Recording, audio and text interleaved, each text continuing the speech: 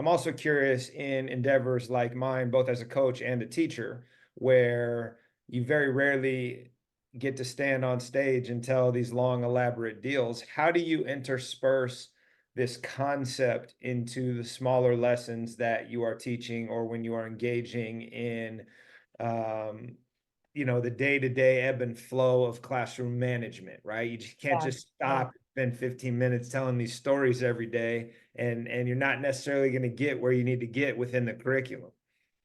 So you can, though, because it can be incorporated right into the curriculum, right? So if you think about this, and we do this naturally, you probably do it naturally, but you don't notice it. You know, you come to a moment where somebody's not understanding and you go, well, it's like this, and you tell them a little story, right? Mhm. So do that before you get to the point of not understanding. Mhm. Right into the curriculum, build in these little stories that become so, because you as a teacher, as an educator, know the elements that you're trying to get across to your students. And often those elements are fairly complex. Mhm. And you have to decode it, you have to break those elements down. Mhm. But if you start off with a story that contextualizes that complex idea, Mhm. they get that right away, because as humans, we love that, right? As soon as you give me context, I get it.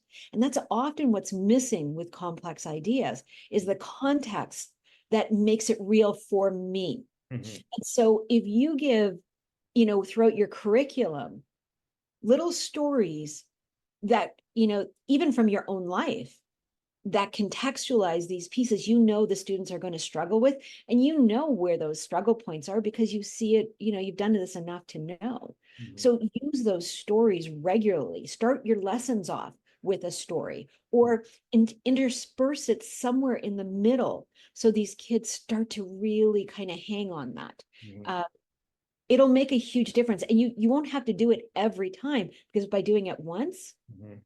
you'll have very few who won't understand it.